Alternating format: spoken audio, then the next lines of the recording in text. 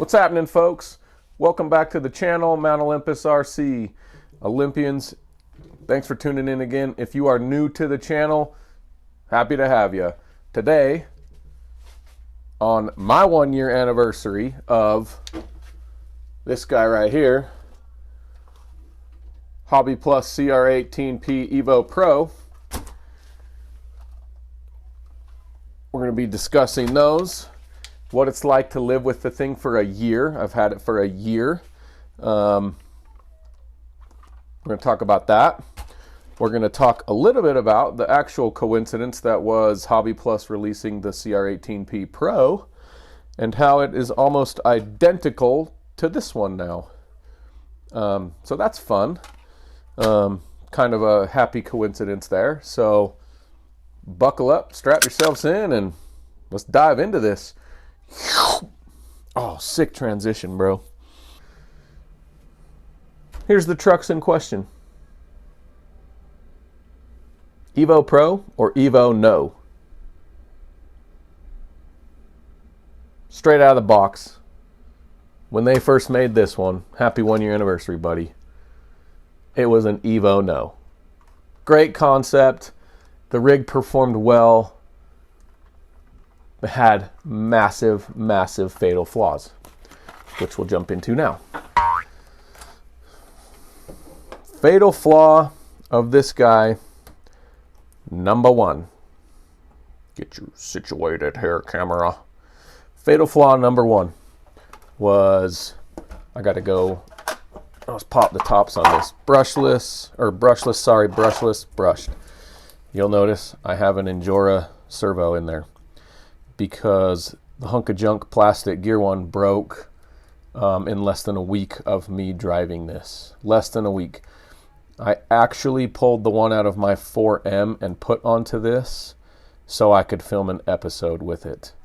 Luckily, this one came in before I went to St. George last year, so I was able to get this guy back in. You're calling this a Pro, it better have a Pro servo. Just put a good servo in it. I will say this one here, which I believe is the one in the new Pro, has metal gears. You can actually speed it up with this, but I don't, because the extra voltage might fry this, and it's fast enough for what I do. It's not as strong as this. I definitely would prefer this, but it's metal gears and it's decent for an RTR servo. Fatal flaw number one, terrible servo. Fatal flaw number two, that silver line right there. So the stock one was plastic and it went there and came out the same side. So it had terrible body roll.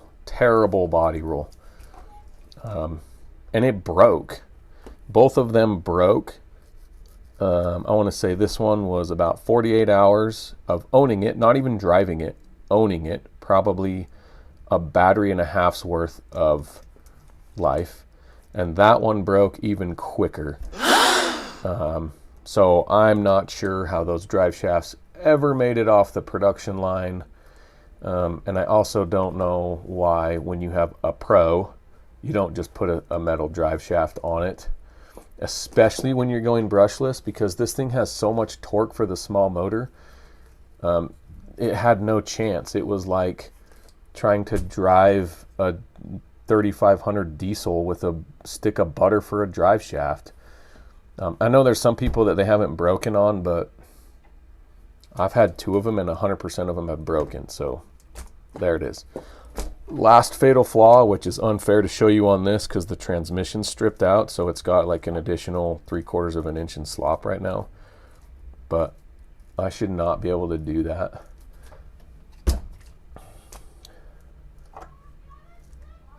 Should not be able to do that. So I am happy that they fixed that issue on the Pro, the new one. I am happy that they fixed this issue, and I guarantee it's got the Metal Gear servo on the Pro. The new Pro also has these brass weights that I have. They don't have those, but they do have these. So inadvertently, I built their new Pro. So Hobby Plus, you're welcome for me giving you the ideas on what to do for your next Pro. I'm sorry that it took you a year to figure that out, because I feel a little ripped off that I bought 2 of these and they had garbage problems. I don't hate Hobby Plus by any means.